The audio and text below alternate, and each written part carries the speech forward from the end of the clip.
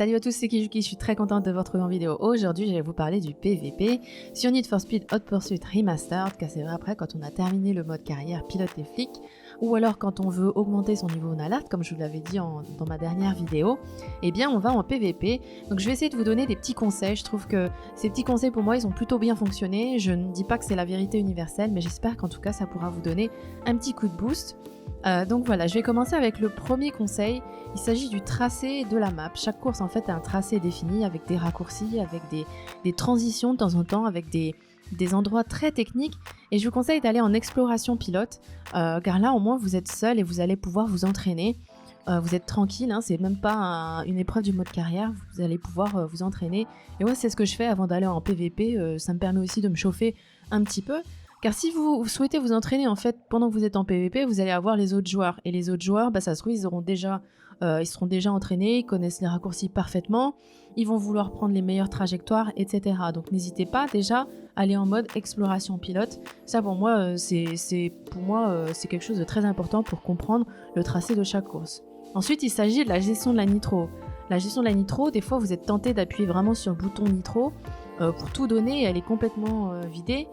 Donc moi c'est pas ce que je fais nécessairement, ça dépend aussi quand vous êtes derrière dans les derniers, au milieu ou si vous êtes devant. Quand vous êtes devant vous êtes content, mais c'est peut-être la chose la plus difficile parce que quand vous êtes devant, la nitro se recharge beaucoup plus lentement que quand vous êtes derrière. Quand vous êtes derrière, la nitro se recharge plus vite, donc pour rattraper c'est plus facile. Donc c'est à vous de savoir comment jauger votre nitro, des fois de vous retenir d'appuyer sur votre bouton de nitro aussi.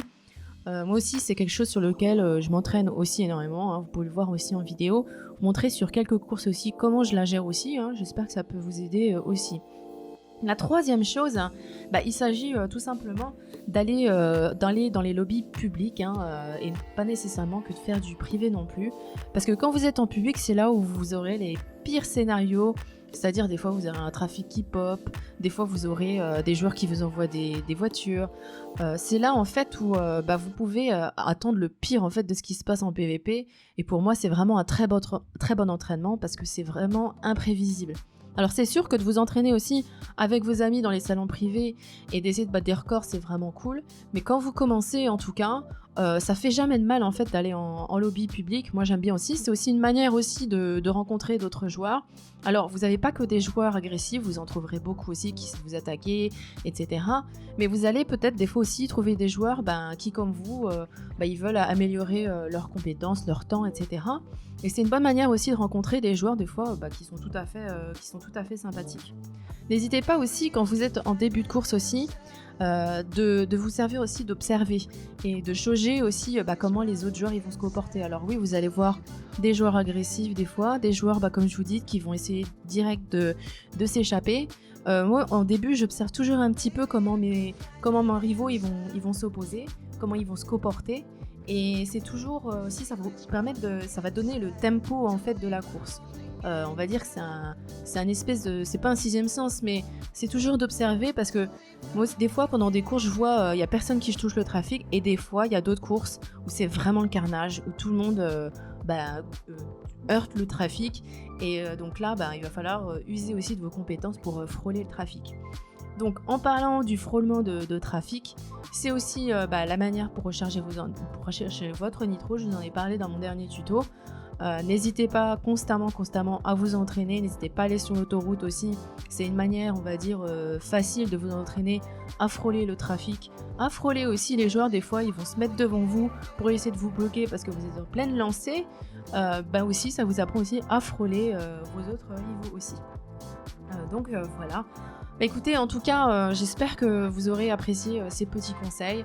Peut-être qu'il y en a d'autres aussi, mais n'hésitez pas aussi à me donner vos retours si vous avez d'autres conseils par rapport au PVP. Donc voilà, je vous ai mis aussi une de mes courses préférées, un de mes tracés préférés, il s'agit de Highway Battle. C'est aussi pour vous dire aussi que c'est pas parce que vous crachez que vous êtes nul et que vous allez perdre la course.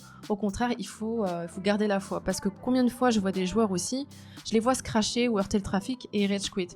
Mais No, au contraire, vous avez, comme je vous disais, la nose se recharge plus rapidement quand vous êtes derrière. Donc aussi, c'est un bon exercice pour remonter tout le monde et pourquoi pas de gagner la course. C'est aussi peut-être la cerise sur le gâteau. Et vous ne savez pas aussi parce que c'est pas parce que les joueurs sont avec vous qui jouent tous parfaitement. Des fois aussi, vous allez voir d'autres joueurs se crash et aussi d'autres joueurs remonter très rapidement. Donc voilà, bah écoutez, j'espère que vous aurez apprécié cette vidéo et je vous dis à bientôt pour de nouvelles aventures. Salut, salut!